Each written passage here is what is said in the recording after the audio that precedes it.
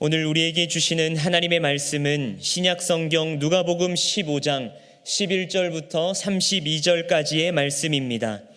누가복음 15장 11절부터 32절까지의 말씀입니다. 이 계시의 말씀을 통해서 하나님의 음성 들으시기를 바랍니다. 또 이르시되 어떤 사람에게 두 아들이 있는데 그 둘째가 아버지에게 말하되 아버지여 재산 중에서 내게 돌아올 분깃을 내게 주소서 하는지라. 아버지가 그 살림을 각각 나눠 주었으니 그 후 며칠이 안 되어 둘째 아들이 재물을 다 모아가지고 먼 나라에 가 거기서 허랑방탕하여 그 재산을 낭비하더니 다 없앤 후 그 나라에 크게 흉년이 들어 그가 비로소 궁핍한지라. 가서 그 나라 백성 중 한 사람에게 붙여 사니 그가 그를 들로 보내어 돼지를 치게 하였는데 그가 돼지 먹는 쥐염 열매로 배를 채우고자 하되 주는 자가 없는지라. 이에 스스로 돌이켜 이르되 내 아버지에게는 양식이 풍족한 품꾼이 얼마나 많은가. 나는 여기서 주려 죽는구나. 내가 일어나 아버지께 가서 이르기를 아버지 내가 하늘과 아버지께 죄를 지었사오니 지금부터는 아버지의 아들이라 일컬음을 감당하지 못하겠나이다. 나를 품꾼의 하나로 보소서 하리라 하고 이에 일어나서 아버지께로 돌아가니라. 아직도 거리가 먼데 아버지가 그를 보고 측은히 여겨 달려가 목을 안고 입을 맞추니 아들이 이르되 아버지 내가 하늘과 아버지께 죄를 지었사오니 지금부터는 아버지의 아들이라 일컬음을 감당하지 못하겠나이다 하나 아버지는 종들에게 이르되 제일 좋은 옷을 내어다가 입히고 손에 가락지를 끼우고 발에 신을 신기라. 그리고 살찐 송아지를 끌어다가 잡으라. 우리가 먹고 즐기자. 이 내 아들은 죽었다가 다시 살아났으며 내가 잃었다가 다시 얻었노라 하니 그들이 즐거워하더라. 맏아들은 밭에 있다가 돌아와 집에 가까이 왔을 때에 풍악과 춤추는 소리를 듣고 한 종을 불러 이 무슨 일인가 물은데 대답하되 당신의 동생이 돌아왔음에 당신의 아버지가 건강한 그를 다시 맞아들이게 됨으로 인하여 살찐 송아지를 잡았나이다 하니 그가 노하여 들어가고자 하지 아니하거늘 아버지가 나와서 권한대 아버지께 대답하여 이르되 내가 여러 해 아버지를 섬겨 명을 어김이 없거늘 내게는 염소 새끼라도 주어 나와 내 벗으로 즐기게 하신 일이 없더니 아버지의 살림을 창녀들과 함께 삼켜버린 이 아들이 돌아오매 이를 위하여 살찐 송아지를 잡으셨나이다. 아버지가 이르되 예 너는 항상 나와 함께 있으니 내 것이 다 내 것이로되 이 내 동생은 죽었다가 살아났으며 내가 잃었다가 얻었기로 우리가 즐거워하고 기뻐하는 것이 마땅하다 하니라. 아멘. 한 남성이 아내와의 사이가 나빠서 참 고민이 많았습니다. 여러분들은 혹시 그런 경험 없으신가요? 부부 사이의 관계가 좀 좋지 않아서 사이가 나빠서 참 고민할 때가 있는 것 같습니다. 그런데 이 남성이 이제 근데 그 같이 근무하는 사무실의 부하 직원은 참 그 아내와 사이가 좋아 보이는 거예요. 그래서 이분이 이제 그 부하 직원에게 물어봤습니다. 야, 넌 어떻게 그렇게 아내와 사이가 좋냐? 라고 물어봤어요. 그러니까 이 부하 직원이 이렇게 대답했습니다. 선배님, 아주 쉽습니다. 이것만 하면 됩니다. 라고 하는 거예요. 저는 아내의 행복을 위해서 늘 사랑을 표현하고 가끔 요리도 하고 청소하고 처가에 잘하고 같이 쇼핑하고 선물도 사주고 또 사랑을 표현하고 연락을 자주 하고 기념일은 꼭 챙기고 안마도 해주고 빨래도 해주고 고민을 들어주고 함께 여행도 하고 그리고 일찍 집에 들어가면 됩니다. 이것만 하면 됩니다. 라고 하는 겁니다. 방금 이 얘기를 듣고 뭔가 공감이 되시는 분들은 공감이 되시는 남성분들에게는 위로의 말씀을 드립니다. 그리고 이 얘기를 듣고 뭐가 그렇게 많아? 라고 하시는 분들은 오늘 집에 돌아가셔서 아내분들께 사과하시고 앞으로 잘하시기 바랍니다. 예, 여러분 시대가 바뀌었습니다. 반대로 어떤 여성은 남편과의 사이 때문에 고민이 있었습니다. 그래서 친구들 모임을 갔는데 친구가 남편과의 관계가 너무 좋아 보이는 거예요. 그래서 그 친구에게 물어봤습니다. 야, 너는 어떻게 그렇게 남편과 사이가 좋니? 라고 하니까 그 친구가 야, 이거 쉬워. 딱 3가지만 하면 돼. 라고 하는 거예요. 첫째, 그냥 남편을 먹여. 일단 먹여. 둘째, 그리고 재워. 그리고 셋째, 그냥 가만히 둬. 라고 하는 겁니다. 여러분, 남성들은 은근히 가만히 두는 거를 좋아합니다, 여러분. 여러분 이렇게 아이스 브레이킹으로 제가 이렇게 말씀을 드렸지만 사실은 우리가 여러분 가정에서 부부 사이는 굉장히 중요합니다. 가정의 평화와 행복을 위해서는 이 부부 사이를 바로하고 이렇게 사이가 좋은 게 참으로 중요한데요. 오늘 본문을 보시면 이 가정의 관계에 문제가 있는 아버지와 두 아들을 만날 수 있습니다. 이 아버지에게는요 2명의 아들이 있었습니다. 그 중에 둘째 아들은 아버지의 재산 중에 자신에게 돌아올 몫을 요구합니다. 그런데 유대 상속법은 아버지가 사망할 때에 작은 아들보다는 큰 아들이 재산의 2배를 받도록 규정하고 있습니다. 작은 아들보다는 큰 아들이 2배를 받도록. 그러면 작은 아들은 아버지 재산의 3분의 1 정도를 받을 수가 있었습니다. 그러나 아버지가 죽기 전에 유산 상속이 이루어지면, 그러니까 아버지가 살아계실 때에 오늘처럼 유산 상속이 이루어지면요, 아들들은 더 적은 몫을 받을 수밖에 없었습니다. 오늘 본문에서 나온 이 둘째 아들이 받은 유산의 몫은요, 학자들은 아버지 재산의 약 9분의 1 정도로 보고 있습니다. 현저히 줄어드는 것이죠. 근데 둘째 아들은 이것을 알고 있었습니다. 분명히 알고 있었음에도 그는 유산을 요구하고 있습니다. 왜 그랬겠습니까? 둘째 아들은 아버지의 품을 떠나서, 아버지의 곁을 떠나서 제 맘대로 자기 멋대로 살고 싶었기 때문입니다.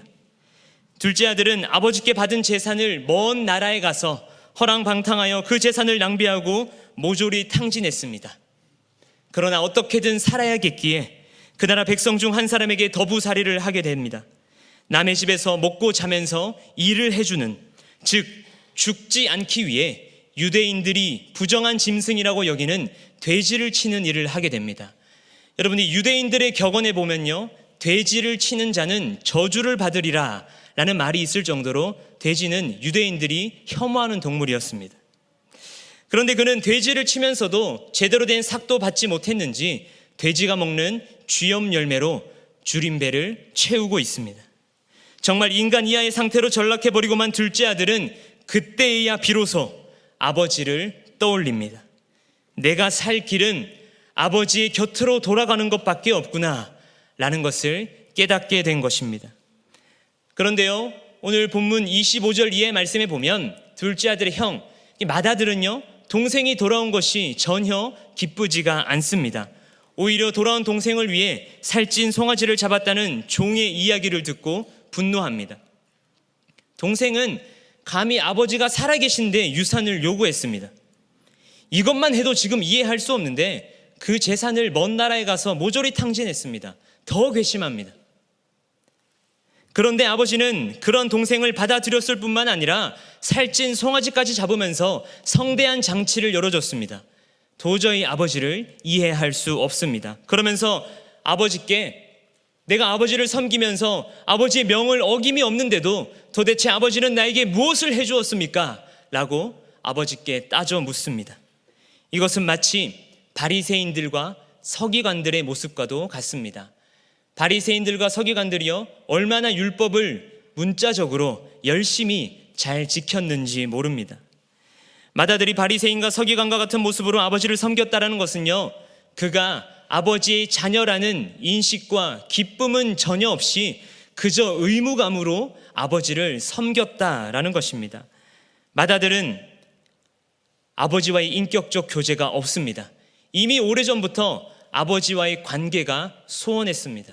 그리고 그것이 지금 쌓이고 쌓여 폭발하게 되는 것입니다. 그런 아들에게 아버지는 이렇게 말씀합니다. 오늘 본문 31절 말씀을 다 같이 읽어보겠습니다. 시작. 아버지가 이르되 예 너는 항상 나와 함께 있으니 내 것이 다 내 것이로되. 아멘. 맏아들은요, 이 동생이 집을 나갔을 때 항상 아버지와 함께 있었습니다. 동생이 집을 나가서 세상 즐거움을 누릴 때에 그 맏아들은요, 세상의 기쁨과는 전혀 차원이 다른 기쁨을 누릴 수 있을 기회가 분명 있었습니다. 그런 특권이 있었습니다. 그러나 맏아들은 그런 특권을 알지 못하고 있습니다. 둘째 아들은 어떻습니까? 둘째 아들은 유산을 요구했죠. 아까도 말씀드렸듯이 아버지가 살아계실 때 유산을 요구하는 것은 말이 되지 않는 일이었습니다. 아버지가 살아있는 동안에 각 상속자가 첫째에게는 얼마 주고 둘째에게는 얼마 주고 이러한 법적 조치들이 아버지가 돌아가시기 전에 다 그런 조치들이 취해질 수는 있었지만 그 유산이 분배되는 것은요, 대부분 아버지께서 돌아가신 이후에 행해졌습니다. 지금 둘째가 아버지가 살아계신데 아버지께 유산을 요구하는 것은요, 사실상 아버지가 죽은 것이나 다름없다라고 선언한 것과 같은 것입니다. 둘째 아들의 삶의 우선순위에는요, 더 이상 아버지와의 관계는 없었습니다. 이 가정의 두 아들과 아버지는요, 분명 관계에 문제가 있습니다. 혹시 여러분도 오늘 본문에 나오는 두 아들과 같이 하나님과의 관계가 메말라 있어서 예배는 드리는데 뜨거움과 감격은 없고 그저 습관적으로 예배의 자리를 지키고 계시지는 않습니까? 하나님과의 관계를 유지하는 이유가 그분께서 주시는 축복 때문이지는 않습니까? 다른 사람에 비해 내가 받은 은혜와 축복이 너무 작은 것 같아서 불만과 불평 가운데 있지는 않으십니까? 지금 우리에게 무엇보다 필요한 것은요, 오늘도 우리를 부르시는 하나님의 음성에 순종함으로 나아가 하나님과 깊이 교제하는 것입니다. 요한계시록 3장 20절 말씀에는 이러한 말씀이 있습니다. 볼지어다 내가 문 밖에 서서 두드리노니 누구든지 내 음성을 듣고 문을 열면 내가 그에게로 들어가 그와 더불어 먹고 그는 나와 더불어 먹으리라. 아멘. 더불어 먹는다라고 표현하고 있습니다. 여러분, 더불어 먹는다라고 하는 것은요, 하나님과 교제하는 것인데 하나님께 나아와서 우리의 이 얼굴을 하나님께 보여드린다라는 것입니다. 하나님께 얼굴을 비춤으로 하나님과의 교제를 시작하게 되는 것입니다. 누군가가 만난다라고 하는 것은요, 그 사람의 얼굴을 보는 것입니다. 얼굴을 본다는 것은 또 알아가는 것입니다. 누군가 만나서 식사하고요, 만나서 이야기하고 교제하는 것, 누군가와 함께 만나서 운동하는 것, 그 모든 것이 함께 얼굴을 대면하고 만나서 해야 되는 것입니다. 작년에 제가 이제 경기중앙교회에 이제 부임하고 나서 한 2달, 3달 정도 됐을 때 일이었습니다. 이제 근데 어떤 분이 저한테 오시더니 아마 저희 교구 분이었던 것 같아요. 근데 오시더니 저에게 이렇게 작은 선물을 품에 안겨주시면서 아이고 목사님 전화신방 해주셔서 감사했습니다 라고 하시는 거예요. 그러면서 이제 이런저런 막 이렇게 얘기를 하는데 그분이 갑자기 저랑 얘기하다가 어머 죄송해요 우리 목사님이 아니네 이러시는 거예요. 네. 그러면서 제 품에 있는 이 선물을 쏙 빼가지고 이렇게 가버리시는 거예요. 그래서 아니 줬다 뺏는 막 이런 막 이런 기분이 드는 거죠. 그러면서 그러니까 여러분 뭐냐면 이게 얼굴을 잘 모르는 거예요. 왜냐하면 이제 저랑 같이 들어온 목사님이랑 너무 헷갈려 하세요. 저희 둘은 도통 이해할 수가 없어요. 이거는 누가 잘생겼고의 문제가 아닙니다, 여러분. 그분은 안경도 안 썼는데 저는 안경을 썼어요. 그런데 도저히 둘을 구분 못하고 막 수요 설교하고 내려왔는데 그분이 설교하고 내려왔는데 저한테 와가지고 아이고 목사님 은혜 받았습니다 막 이렇게 하시기도 하시고 여러 해프닝들이 참 많았습니다. 아직까지 그런 분들이 있거든요. 근데 여러분 이해 못하는 게 아니에요. 사실 저도 이제 실만한 물가 카페에 부임하고 나서 얼마 안 돼서 이제 카페에 들어갔어요. 그러니까 어떤 권사님이 마스크를 벗고 계신데 저한테 아이고 목사님 제가 커피 한 잔 사드릴게요 라고 하시는 거예요. 그래서 저는 분명 제가 목소리를 들어봤는데 이 전화하면서 신방함 들어봤는데 이게 얼굴을 마스크를 벗으니까 완전 딴 사람인 거예요. 그래서 그냥 누구세요? 막 이럴 수 없잖아요. 그래서 이제 그냥 커피를 사주시는 걸 감사히 받아서 들고 사무실로 가서 이제 구역장들 명단을 쫙 펼쳐보고 도대체 누군가 정말 이렇게 봤어요. 결국에는 어떤 분인지 알게 됐습니다. 그래서 너무 감사했는데 저희가 작년에 오미크론 바이러스로 대신방을 대면으로 못했거든요. 그러니까 이렇게 전화로 이렇게 하다 보니까 목소리는 아는데 그분들도 마찬가지예요. 교구 목사의 목소리는 아는데 얼굴을 잘 모르는 거예요. 마스크 벗으면 저희도 완전 딴 사람이거든요. 그렇죠? 여러분 코로나 시대의 어려움이라고 할 수 있을 것입니다. 누군가를 아는 것은요 얼굴을 아는 것입니다. 여러분 우리가 하나님의 얼굴을 모른다고 하는 것은요 하나님과의 관계가 없다라는 것입니다. 우리가 하나님의 얼굴을 모르면 우리는 자꾸 다른 곳에 우리의 마음을 빼앗기게 됩니다. 자꾸 다른 곳에 우리의 마음을 쏟게 됩니다. 즉 하나님과의 관계, 예배의 회복이 실패하면 우리는 행복의 이유와 근거를 다른 곳에서 찾을 수밖에 없습니다. 오늘 어버이 주일입니다. 효도가 무엇입니까 여러분? 효도란 부모님이 살아계실 때 한 번 더 찾아뵙고 한 번 더 사랑한다 말하고 그저 얼굴을 마주보고 밥 한 끼 하는 것, 그것이 효도입니다. 부모님께 효도한다고 하는 것은요, 우리의 얼굴을 보여드리는 것입니다. 손주들의 얼굴을 보여드리는 것입니다. 부모님들은 우리의 얼굴을 보고 손주들의 얼굴을 보는 것만으로도 기쁨과 웃음이 가득 차게 됩니다. 출고반면이라는 사자성어가 있습니다. 나갈 때는 꼭 알리고 돌아와서는 꼭 얼굴을 보여드린다라는 말입니다. 즉 들고 날 때 반드시 부모님께 인사를 해야 한다라는 뜻인데요. 우리가 하나님 앞에 나와서 그분의 얼굴을 뵙고 하나님은 우리의 얼굴을 보면서 기뻐하시는 것, 그것이 예배입니다. 우리는 언제나 하나님께 얼굴을 비추며 살아가야 합니다. 부모님께 출 필고 반 필면 하듯이 우리는 늘 예배의 자리를 통해 하나님을 만나야 합니다. 오늘 본문 17절 말씀을 우리가 다 같이 한번 읽어보겠습니다. 시작. 예 스스로 돌이켜 이르되 내 아버지에게는 양식이 풍족한 품꾼이 얼마나 많은가. 나는 여기서 줄여 죽는구나. 아멘. 스스로 돌이켰다라고 하고 있습니다. 여기서 여러분 스스로 돌이키다라의 이 원어의 뜻을 살펴보면요, 내 자신에게로 돌아오다입니다. 내 자신에게로 돌아오다. 이 무슨 말입니까? 내 자신에게로 돌아오다. 이것은 내가 상실했던 나의 원래의 존재, 나의 정체성을 회복한다라는 의미입니다. 즉 회개하는 것입니다. 원래 자신의 존재를 회복하는 것. 그래서 돌이켰다라는 거 하는 것은요, 자신의 정체성을 다시 확인하고 회복하게 된 것입니다. 회개란 그저 잘못했다고 이렇게 빌고 용서하는 것이 아닙니다. 회개란 내가 어디에 속해 있어야 하는지, 내 삶의 주인이 누구인지 분명하게 아는 것입니다. 죄로 인해 아버지께로 떠난, 아버지를 상실한 내 자신을 발견하고 다시 아버지와의 관계를 위해 회복하기 위해 일어나 돌이키는 것이 회개입니다. 그래서 회개는요, 회복의 시작입니다. 하나님을 떠나면 비참하게 살 수밖에 없습니다. 그리고 그곳에서 돌이키는 유일한 방법은요, 우리 아버지께 나아오는 것입니다. 오늘 본문 18절 말씀을 우리 또 다 같이 한번 읽어보겠습니다. 시작. 내가 일어나 아버지께 가서 이르기를 아버지 내가 하늘과 아버지께 죄를 지었사오니. 아멘. 둘째 아들은 이게 아버지를 이제 인정하게 됩니다. 여러분, 아버지께 일어나서 갔다라고 하죠. 일어나서 갔다.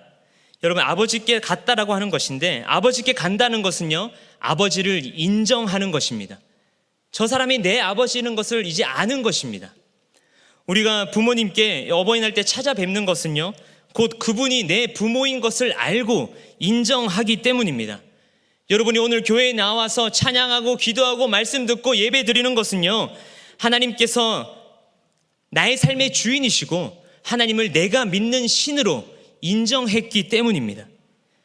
둘째 아들은 자신이 어디에 속해 있어야 하는지 알고 마침내 아버지께로 발걸음을 내딛습니다. 20절 말씀입니다. 이에 일어나서 아버지께로 돌아가니라. 아직도 거리가 먼데 아버지가 그를 보고 측은히 여겨 달려가 목을 안고 입을 맞추니. 아멘. 아버지는요, 아들이 돌아오는 것을 알고 측은히 여겨 달려갑니다. 아들에게 먼저 달려갑니다. 아버지께서 먼저 오셨습니다.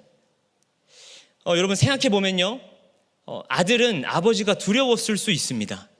재산을 다 탕진하고 돌아와서 집 앞에 갔는데 아버지가 막 뛰어오는 거예요. 여러분, 아버지 손에 몽둥이라도 들려있으면 어떡하겠습니까?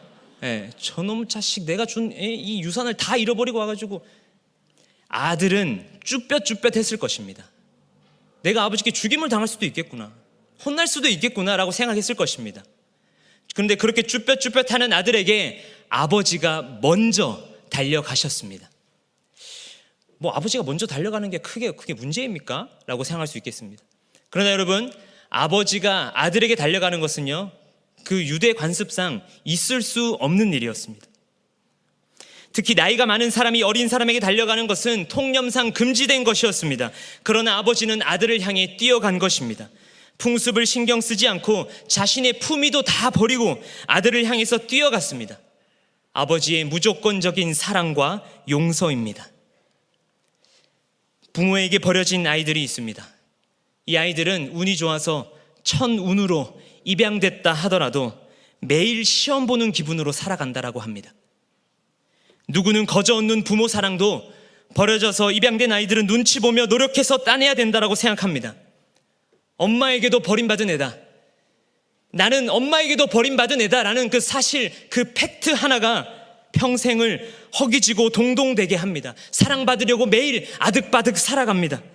미움받으면 나도 파양될 수 있다라는 생각에 매일매일 불안과 시험 속에서 살아간다라고 합니다. 혹시 여러분도 이러한 마음으로 살고 계시지는 않습니까? 매일매일 불안과 시험 속에서 무엇인가를 소유하기 위해서, 누구에게 인정받기 위해서 발을 동동대며 살고 계시지는 않습니까? 분명 나는 열심히 살고 있는데 허기지고 불안함에 에워싸여 있지는 않습니까? 사랑하는 여러분, 그렇다면 우리 아버지께로, 하나님께로 나아오시기 바랍니다. 하나님은 우리의 신분을 회복시키시고 무너진 자존감을 회복시키시고 영적 갈급함을 채워주실 것입니다. 모든 육체의 병듦과 억눌림과 포로됨에서 해방시켜 주시고 회복시켜 주실 것입니다. 요한복음 3장 16절 말씀입니다. 하나님이 세상을 이처럼 사랑하사 독생자를 주셨으니 이는 그를 믿는 자마다 멸망하지 않고 영생을 얻게 하려 하심이라. 아멘. 사랑하는 여러분, 하나님께서 우리를 너무나도 사랑하셔서 당신의 독생자를 우리에게 주셨다는 사실을 믿으시기 바랍니다. 로마서 8장 32절 말씀입니다. 자기 아들을 아끼지 아니하시고 우리 모든 사람을 위하여 내주신 이가 어찌 그 아들과 함께 모든 것을 우리에게 주시지 아니하겠느냐. 아멘. 여러분, 우리가 이 하나님 사랑을 확신한다면, 내가 하나님의 자녀임을 확신한다면, 하나님이 나를 죽기까지 사랑하셔서 그 아들과 함께 모든 것을 우리에게 주신다는 사실을 확신한다면 우리는 절대 허기지고 불안해할 필요가 없습니다. 하나님은 절대 우리를 버려진 아이와 같이, 고아와 같이 두지 않으십니다. 아버지는 돌아온 아들을 위해 좋은 옷을 입힙니다. 가락지를 끼워줍니다. 신을 신깁니다. 살찐 송아지를 잡습니다. 여러분, 여기서 말하는 좋은 옷은요, 그 시대 때 주로 왕들과 제사장들이 입는 아주 좋은 옷이었습니다. 옷을 입힌다라는 것은 아들의 권위와 지위를 회복시킨다라는 의미입니다. 히브리인들에게 있어서 이 가락지는요, 어떤 권위를 상징했습니다. 아버지가 아들에게 지금 반지를 끼웠다라고 하는 것은 아들의 지위를 인정하겠다라는 것입니다. 또한 신발을 신는다 하는 것. 신발을 신는 것은요, 여러분, 그 당시에 주인들만 신을 수 있었습니다. 지금 둘째 아들은 신발을 벗고 있었을 것입니다. 왜죠? 그는 돼지나 치는 종이 된 신세였기 때문입니다. 그러나 아버지는 아들에게 신발을 신겨주며 집에서 나가기 전에 누렸던 상속자의 위치로 회복시켜 주십니다. 아무런 대가가 없습니다. 그러나 아버지는 아들의 모든 것을, 모든 지위와 신분을 회복시켜 주신 것입니다. 그리고 살찐 송아지는요, 가장 귀한 손님에게만 주는 아주 귀한 것이었습니다. 아버지에게 있어서 돌아온 아들보다 더 귀한 손님은 없었습니다. 우리가 삶의 방향을 돌려 다시 아버지께 나아갈 수 있는 근거는 하나님이 우리를 사랑하시기 때문입니다. 그 사랑으로 우리의 모든 것을 회복시키기 때문입니다. 세상은요, 세상의 편견에 자꾸 우리를 가두려고 합니다. 세상의 가치를 가지고 살아가게끔 합니다. 자꾸 그래서 불안을 우리에게 조성시킵니다. 그러나 여러분, 하나님은 언제나 변함없이 여전히 우리를 내 딸, 내 아들이라 부르시며 매일 우레와 같은 응원을 폭격하듯이 퍼부어 주십니다. 우리의 존재가 당신의 아들이고 딸이라는 것을 말씀해 주십니다. 그 아버지의 사랑은요, 세상의 모든 편견의 틀을 깨부수고 우리를 다시 일으키십니다. 하나님은 우리를 그렇게 응원하십니다. 그렇기 때문에 우리는 절대 허기지고 불안해할 필요가 없습니다. 우리의 삶은 성적표를 매기는 게 아닙니다, 여러분. 행복은요, 수능 성적표가 아닙니다. 세상이 줄 세우는 표 멍하니 올려다보면서 나는 얼마만큼 가지고 있나? 나는 저 중에 어디에 속할 수 있을까? 라고 생각하는 것, 여러분, 다 부질없는 짓입니다. 그것은 세상 기준입니다. 우리가 하나님의 자녀라면 하나님의 기준을 생각하시기 바랍니다.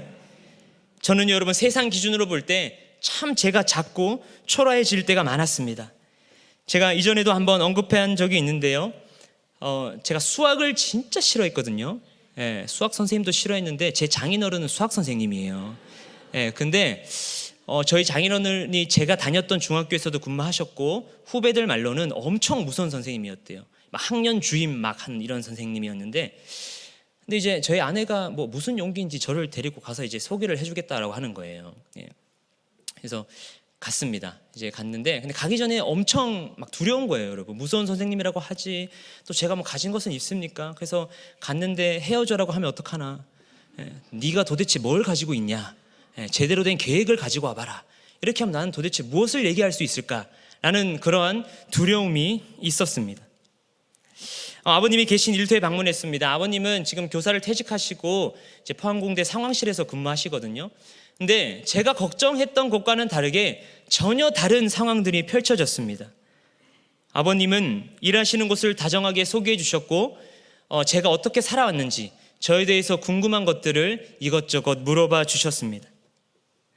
저는 제가 무엇을 가지고 있는지 보여드려야 되는 줄 알았습니다. 근데 두려웠죠. 왜냐하면 저는 세상 기준으로, 신앙적인 기준으로도 아무것도 가지고 있는 아무것도 없는 사람이었기 때문입니다. 20살 후반에 목회자가 되겠다고 하는, 그냥 신학대학원을 준비하는 그냥 대학원 지망생이었던 것입니다. 백수 청년이었던 것이죠. 그렇다 보니 주변에서 아내와 저를 많이 비교하기도 했습니다. 윤정이가 도대체 효준이를 왜 만나는 거지? 막 이런, 그 얘기를 저 앞에 와서 하더라고요. 막 웃으면서 지금 사람 막 그런 얘기들을 막 듣곤 했습니다. 여러분, 주변 사람들이 그렇게 얘기하는데, 근데 저희 어머니조차도 저한테 윤정이 너 왜 만난대? 라고 묻더라고요. 보통 자기가 낳은 아들은 이 세상에서 완전 최고거든요. 근데 저희 어머니는 너무 양심적이라 가지고 그게 양심이 찔렸나 봐요. 예. 막 그런 말씀들을 막 물어보더라고요. 사실 저의 인간 됨됨이가 좋지 않아서 그런 말들을 하셨는지도 모르겠습니다.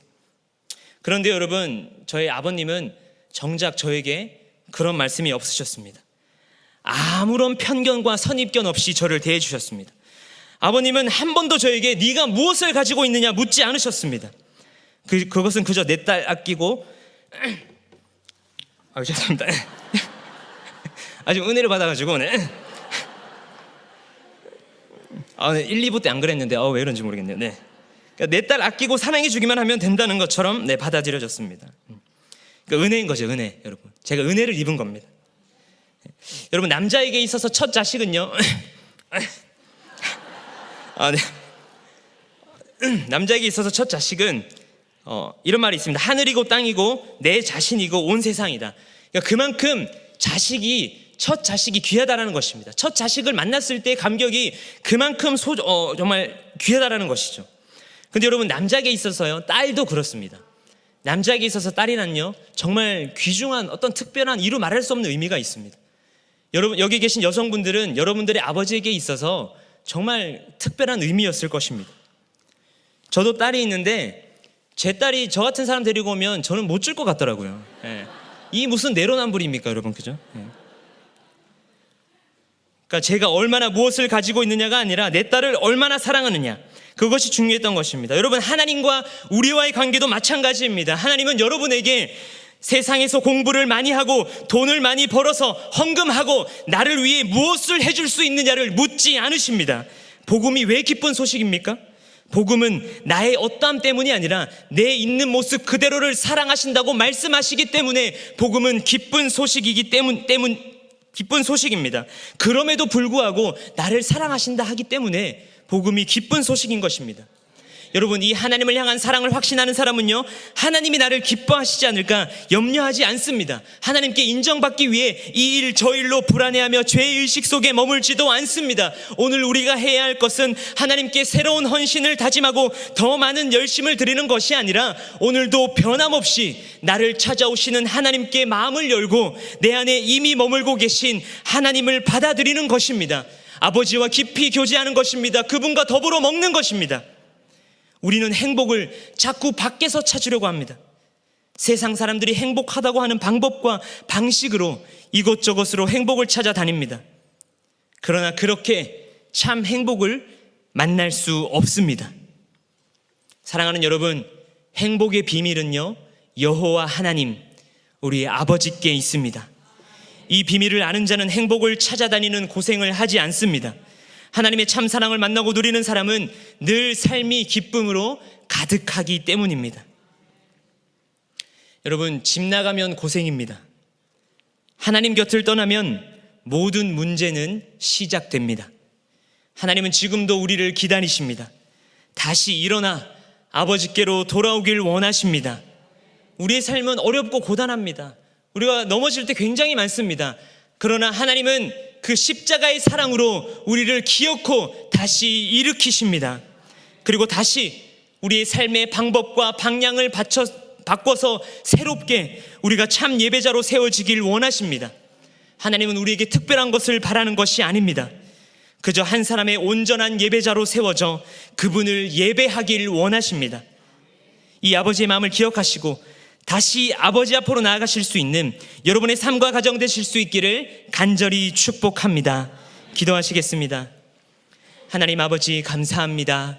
오늘도 누가복음 15장 11절에서 32절까지의 말씀을 통해 저희 가운데 말씀하여 주시니 감사합니다.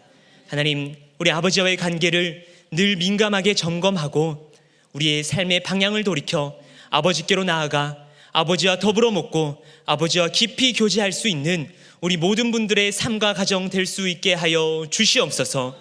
감사를 드렸고 모든 영광 주님께 올려드립니다. 모든 말씀 예수님의 이름으로 간절히 기도드리옵고 이제는 우리 주 예수 그리스도의 은혜와 하나님 아버지의 놀라우신 사랑하심과 성령 하나님의 위로 교통 충만케 하심이 다시 일어나 아버지께로 나아가기를 소망하는 우리 모든 경기중앙교회 성도님들의 삶과 가정 위에 이제로부터 영원토록 항상 함께 하옵시기를 간절히 축원하옵나이다. 아멘.